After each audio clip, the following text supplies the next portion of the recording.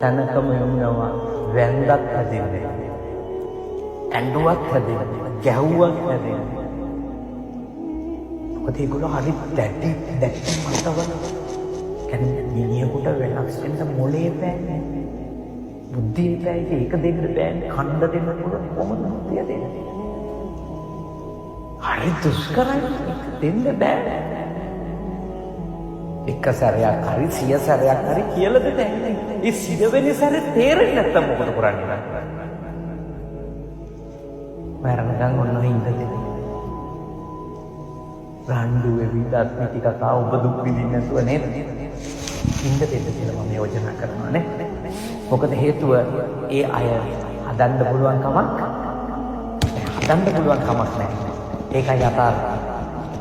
ඒගොල්ලෝ වෙනස් කරන්නේ.